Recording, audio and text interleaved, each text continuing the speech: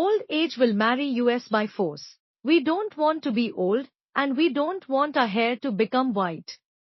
We don't want our eyesight to become worse, and we certainly don't want to become blind. We want to remain young and very beautiful forever, but after some time we will be forced to become old.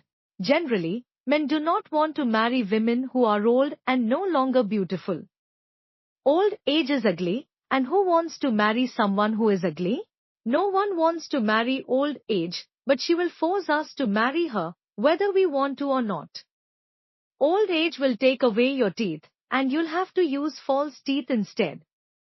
We can make some artificial arrangement to make our white hair black, and our teeth beautiful.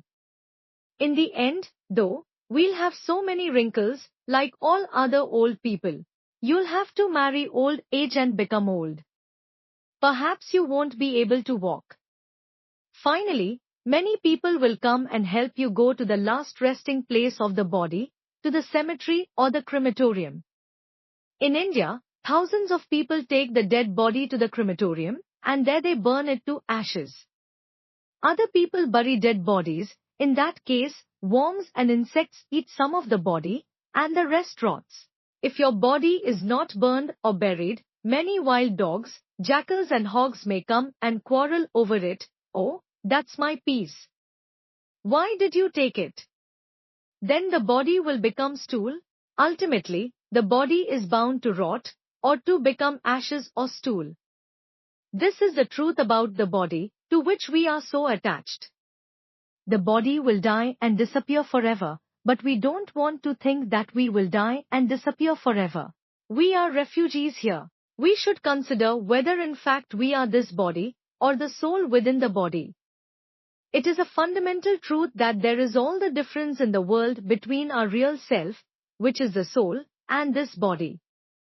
Knowing this, we have to be detached from this body, and from worldly, lusty desires. We should also inquire where the soul has come from. We are parts and parcel of God, of the Supreme Personality of Godhead. This material world is not our homeland, it is a place for refugees. We have come to this world as refugees, and one day we'll have to give it up at a moment's notice. Then where will we go? We need pure love and affection. Modern scientists have discovered nuclear weapons, and they are continuing with their research. They want to discover weapons of destruction that are so powerful that the whole world can be finished in a moment. But this is not progress and advancement. Where is the love and affection between husband and wife? Where is the love and affection between father and children? Where is the love between one country and another? Why do we have to have such complicated and difficult systems with passports and visas? Why? I often come and go between India and different countries in the world. My only business is to teach people about Krishna consciousness, but the officials make it so difficult. Why? Inventions and the advancement of material science are bringing the different parts of the world much closer to each other. Unfortunately, they are also creating many problems. The main problem is that love and affection is disappearing from everyone's heart. That is why everyone is unhappy. That is why they quarrel amongst themselves and want to control each other. People are obviously not happy in their married life or in their life outside the home. If their standard of happiness has advanced so much, why do they change wives 3, 4, 12, or even 20 times, like dogs changing their mates? Why? Everyone wants peace and happiness in their lives, but I don't think that the advancement of material science has actually made anyone happy. Happiness really depends on love. We cannot find happiness without prema, or love and affection. This is our real necessity, happiness and love. We want pure happiness and pure love and affection, but we can't find them here. Nevertheless, they do exist. We are trying to find happiness by developing impure love and affection for imperfect personalities. The Vedic literatures tell us that we can only be happy by developing pure love and affection for the supremely pure personality, the Supreme Personality of Godhead. Throughout the Vedas and Upanishads we read that we are parts and parcels of the Supreme Personality of Godhead, Krishna. Our constitutional nature is to serve the Supreme Personality of Godhead with love and affection. Unfortunately, we have forgotten this, and that is why we are bound by Maya in this material world. Maya has imprisoned us, and she is giving us the sorrows and sufferings of life, birth, death, old age, disease, and so on. This is just so that we will understand that we cannot be happy in this world.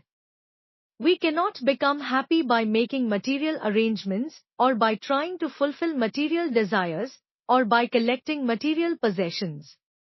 We can only be happy in this world and the next by serving the Supreme Personality of Godhead, Krishna.